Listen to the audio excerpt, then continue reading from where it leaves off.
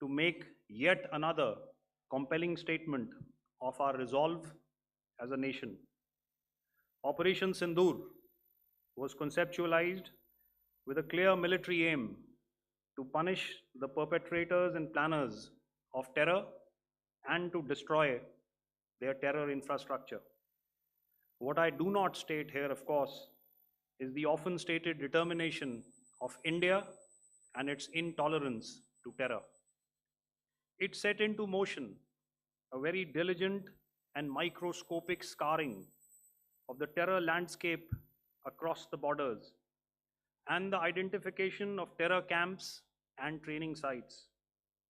The locations that emerged were numerous, but as we deliberated more, we realized that some of these terror hubs were now bereft of any presence and had preemptively been vacated, fearing retribution from us. There was also a term of reference and our own binding, self-imposed restriction to target only terrorists and thus prevent collateral damage. There were 9 camps that you are now all familiar with, which were confirmed by our various intelligence agencies to be inhabited. Some of these were in POJK, while there were others that were located in the Punjab province in Pakistan.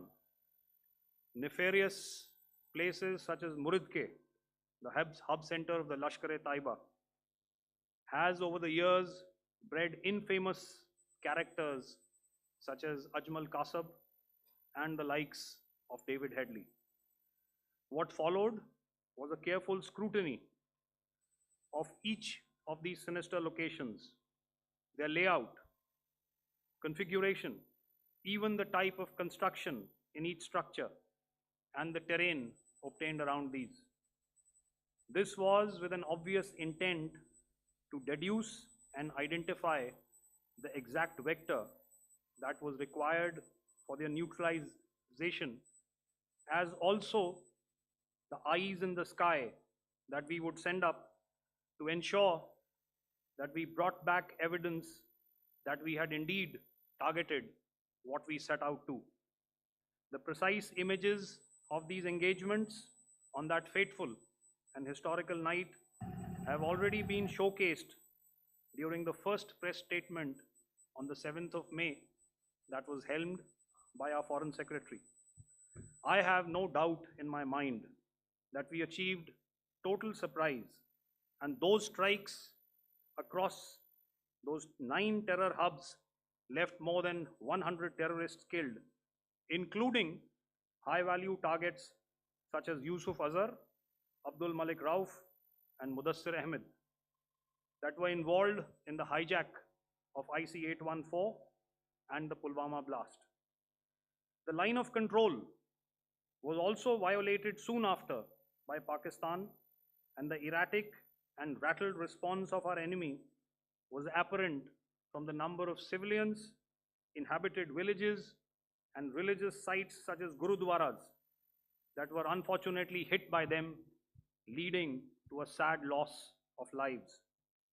The Indian Air Force played a major part in these strikes by engaging some of these camps, and the Indian Navy provided wherewithal in terms of precision munitions.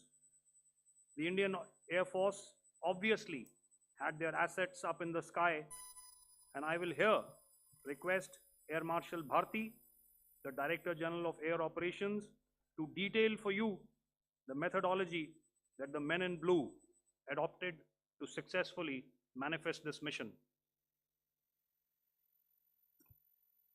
Thank you, Rajiv.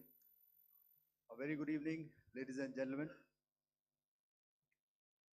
It indeed is a difficult time that we have to come here like this and brief you. We could have done without this, but we had no choice. As the DGMO has detailed, the event was precipitated by the dastardly act at Pahalgam. The sequence of events have already been detailed. We carefully selected the targets, and out of the 9 selected targets, the target systems that were given to the Indian Air Force were the notorious training camps at Bhavalpur and Muridke, these being further from the international boundary. Through critical target system analysis, we analyzed what was to be done to annihilate these targets and plan to engage these targets with precision air-to-surface guided munitions so as to avoid collateral damage. The modalities of planning process I will not go through at this instant. However, what I would like to show you is the results that we achieved through our targeted airstrikes. Could I have the second slide, please?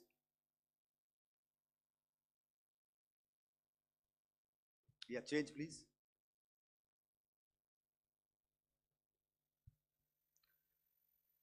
Okay. This is what the terror infra at Muridke looks like. If you see, north is as indicated, and to the right is east, where the international boundary lies. Could we have the next slide, please?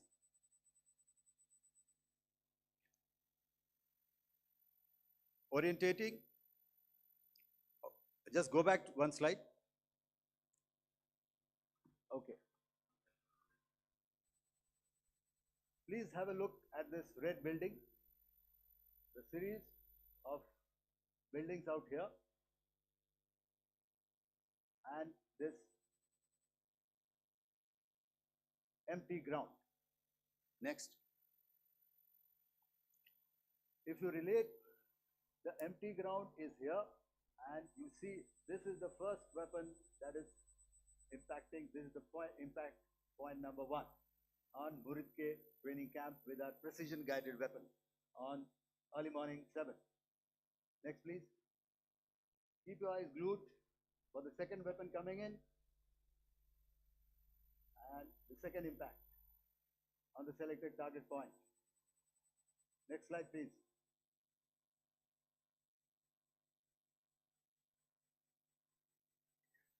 Third weapon, third impact. Continue.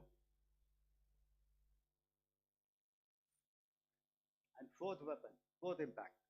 So through these targeted and precision targeting, we addressed the target at Muridke, which was the training infrastructure.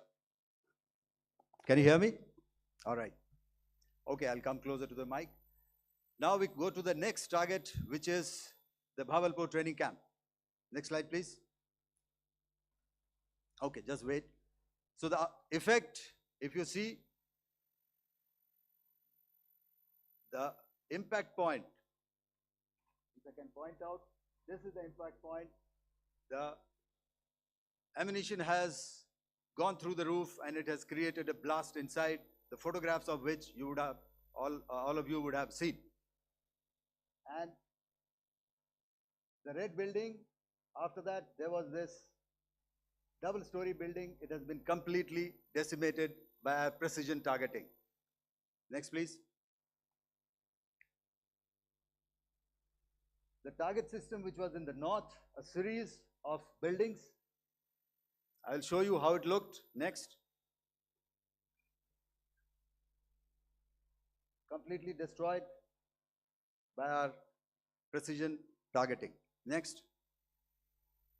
Now coming to Bhavalpur, this is the target complex that we are dealing with, a fairly large target complex. So we had to carefully choose the points that we needed to address, which were high value and which would meet our stated objectives of eliminating the terrorists. I would like to draw your attention to this red canopy, and in relation to that, I would cover the targets. One target system is a series of buildings here. other one here, and other one out here. Next slide, please. This is how it looked before, and this is how the building looked after the impact of the weapon. And orientation in relation to this red canopy, you can see here. Next, please. Before, next, and after. The roofs have completely collapsed. Next. This is the target system. Next. Precision targeting, and we have achieved our objectives here. Next. All right, so that was what we did on the 7th. Our objective was to address these two terrorist camps, and that we did with precision. And thereafter, we maintained a robust air defense posture, because remember, our objective was to target the terrorists and terrorist infrastructure, not any other infrastructure, not the Pakistani military, not the Pakistani any other infrastructure. So that is what we have maintained on the 7th of May. However, what we saw in the evening of 7th of May, we were saturated with a raid of Pakistani unmanned aerial vehicles and small drones. And these came in waves in our civilian areas, over our military installations, and all of them were successfully intercepted. Few of them did manage to land. However, there was not much damage that they did. And we have our robust counter-US hard kill and soft kill systems which did the job. However, the difference here was that we had targeted the terrorists. The adversary now has targeted our civilians and the military infrastructure. So it had to be responded to. So in a quick and calibrated response, that very night, we struck their radar installations at Lahore and close to Gujranwala, the LYT installation, to indicate to him that we are ready, yet we do not want to escalate. Our fight was with the terrorists and not with the Pakistani military establishment. Thank you.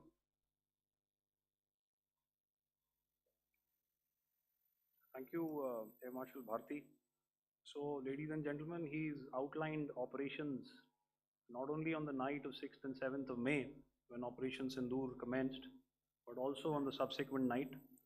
Being well aware and familiar with the congenital and impulsive nature of our adversary, and even though we did attempt to reach out and communicate our compulsions to strike at the heart of terror to my counterpart in the immediate wake of Operation Sindoor, the request was brusquely turned down, with an intimation that a severe response was inevitable and in the offing. We were, of course, prepared. Operations on the 7th and the 8th, Air Marshal Bharti spoken about. On the night of 8th and 9th of May, they flew drones and aircrafts into our airspace all across the borders and made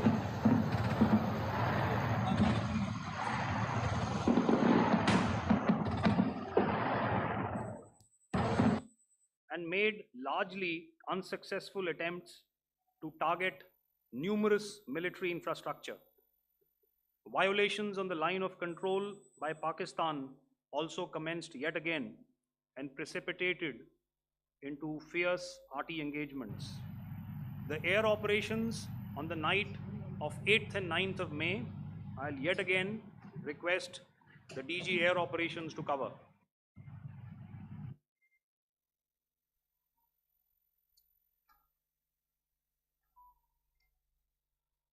So I just covered what happened on the night of 7th and 8th. What we found that on the night of 8th and 9th, starting as early as 22:30 hours, our cities had a mass raid of drones, unmanned aerial vehicles, UCAVs, starting right from Srinagar, going down right up to Nalia. It was a mass raid in waves, and it was relentless. However, we were prepared, and our air defense preparedness ensured that there is no damage on ground or to any of the intended targets that the enemy might have planned for. The difference between 7th night and 8th night was that on 7th night, he sent in his Yeha class of UAVs. However, these UAVs can go some distance, they are armed. However, on the 8th, less numbers of armed UCAVs were there or UAVs were there, and more numbers of quadcopters, maybe for surveillance or just for harassment of civilians. This continued till midnight. Our air defense preparedness ensured that there was no damage on the ground, either to the military installations or to the civilians. However, the enemy had yet again shown that he wanted to up the ante and he wanted a fight, and we were up to the task. In a measured and calibrated response, we once again targeted his military installations, which included his SAM sites at Malirkant. This also included his surveillance radar sites at Lahore and close to Gujranwala. These were suitably addressed, and thereafter his drone attacks continued even till morning, which we countered, and during the daytime there was some respite. Here I would like to bring out another aspect. What we found was that while the drone attacks were being launched from somewhere close to Lahore, enemy had allowed his civilian aircraft to also continue to fly out of Lahore. Not only his own aircraft, but international passenger aircraft, which is quite insensitive, and we had to exercise extreme caution, even at the cost of some tactical disadvantage, to ensure that there is no damage to any of the civilian aircraft. And this was also brought out in our press briefing during the day. So I will now hand over to my colleague to cover the events of 9th onwards. On land, we also undertook certain measures such as deployment of air defense and electronic warfare assets to establish an integrated grid with the Indian Air Force, and I have seen and heard some of you wax eloquent about the benefits of such an architecture when it comes to negating and combating air intrusions. We also carried out deployment to include movement of our forces in the land, sea, and air domains. The night of the 9th and the 10th of May saw similar intrusions by drones and aircrafts, and this time there was a concerted effort to target airfields and some very, very important logistic installations, albeit yet again unsuccessful and denied gallantly and efficiently, I must say, by the integrated Indian Air Force and Indian Army Air Defense. We further strengthened our deployment and also initiated some pressure points to send a very clear and unambiguous message to the other side to desist from any misadventures on land. Some of the airfields and dumps saw repeated attacks in waves from the air. All were thwarted. The Pakistan Army has reported to have lost approximately 35 to 40 personnel in artillery and small arms firing on the line of control between the 7th and the 10th of May. What the other side had probably also not reckoned with was the speedy and precise turnaround and hit back by the Indian Air Force and I will yet again ask Air Marshal Bharti to speak about these significant and game-changing strikes. I will thereafter request Vice Admiral Pramod, my colleague and Director General of Naval Operations, to tell us about some very telling naval maneuvers in the Arabian Sea that exerted pressure on the night of 9th and 10th of May. Over to you, sir. Commencing about 2000 hours, that is 8 p.m. local time, on 8th of May, several Pakistani unmanned aerial systems, drones, combat vehicles attacked multiple IF bases. These included Jammu, Udhampur, Pathankot, Amritsar, Bhatinda, Nal, Dalhousie, Thois, Jaisalmer, Uttarlai, Falodi, Nalia. These were almost simultaneous and they came in waves. All our AD guns and other systems were waiting for them. All these waves were neutralized by our trained crew using the air defense systems that they have, and also some of them were utilized using our legacy systems like Pechoras and IF Summer, which we have recently acquired, and some were neutralized by the Garud snipers. There was no damage on ground from these incursions and these mass raids, if I could call them, from the Pakistani side. However, following these relentless attacks on our air bases, on our forward positions, and on our civilian targets, this was time to convey some message to our adversaries. And therefore, a decision was taken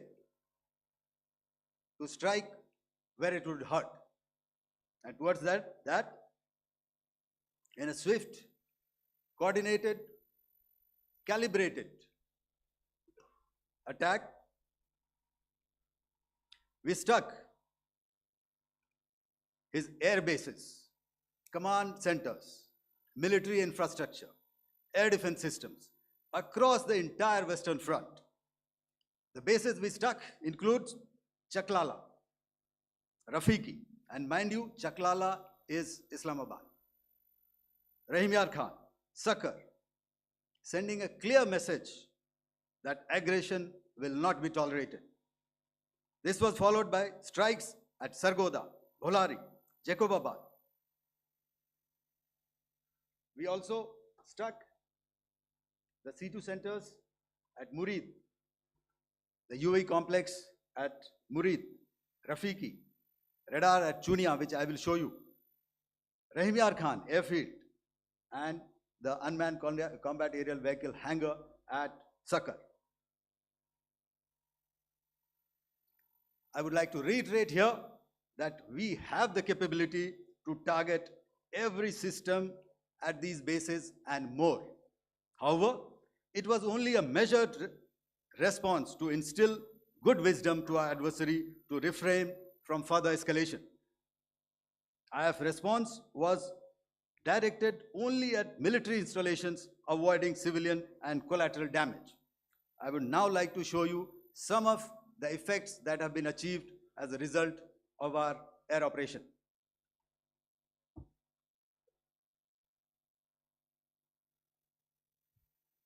Here is the Pasroor air defense system, if you could see. Zoomed up view, this is the radar mounted on a high tower. And after the strike,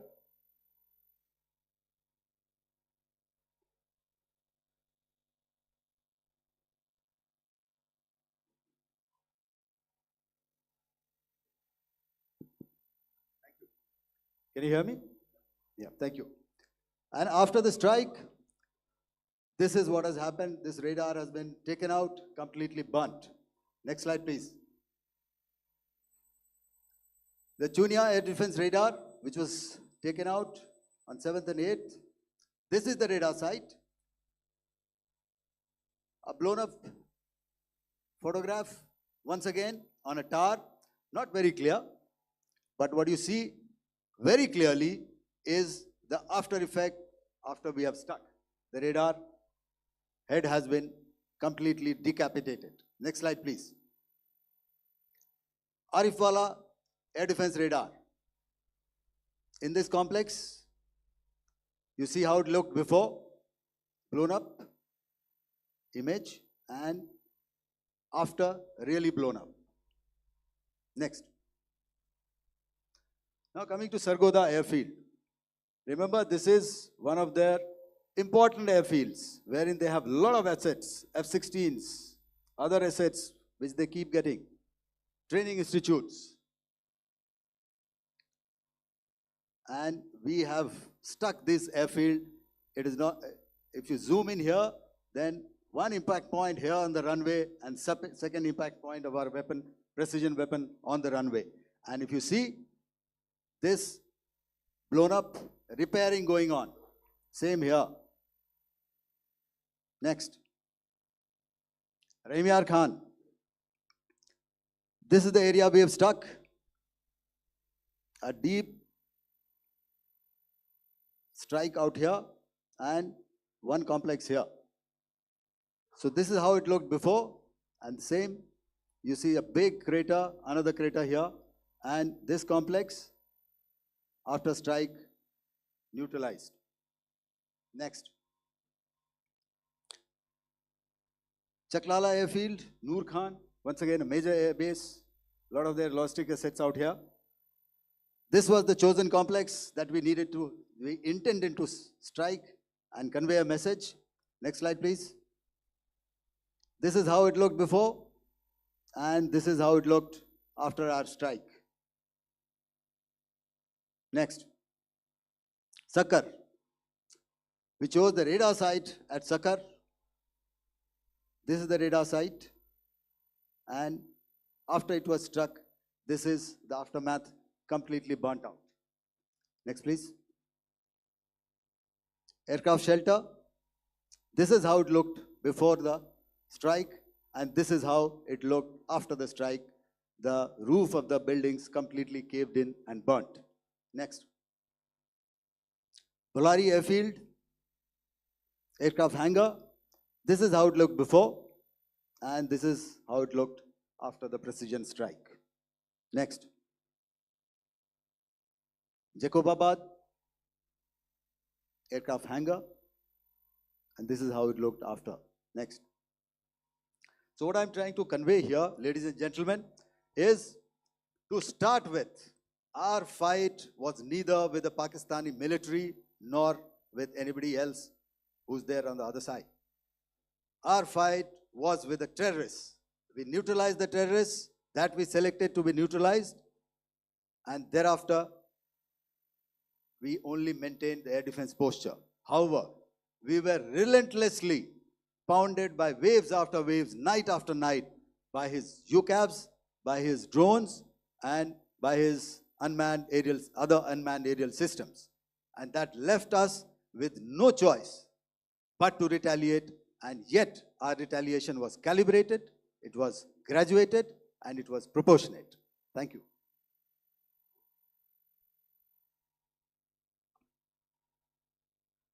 Good evening, ladies and gentlemen. In the aftermath of the cowardly attacks on innocent tourists at Pahalgam in Jammu and Kashmir by Pakistani-sponsored terrorists on 22nd April, the Indian Navy's Carrier Battle Group, surface forces, submarines, and aviation assets were immediately deployed at sea with full combat readiness in concert with the Joint Operation Plan of the Indian Defence Forces. You may be aware that we tested and refined tactics and procedures at sea during multiple weapon firings in the Arabian Sea within 96 hours of the terrorist attack. The aim was to revalidate our crew, armament, equipment, and platform readiness to deliver various ordnance on selected targets precisely. Thereafter, our forces remained forward deployed in the Northern Arabian Sea in a dissuasive and deterrent posture with full readiness and capacity to strike select targets at sea and on land, including Karachi at time of our choosing. The forward deployment of the Indian Navy compelled Pakistani naval and air units to be in a defensive posture, mostly inside harbors or very close to the coast, which we monitored continuously. The Indian Navy maintained seamless maritime domain awareness throughout the duration and was entirely aware of the location and movement of Pakistani units. In effect, we had and continue to have good battle space transparency using our maritime domain awareness grid. As you are aware, our response has been measured, proportionate, non-escalatory, and responsible from day one. Accordingly, the calibrated approach considered all options, including the ability of the Indian Navy for offensive action from and at sea. As part of this escalation control mechanism, the application of force by the Navy was planned in a synchronized manner in coordination with the Army and Air Force, the highlight being teams from the three services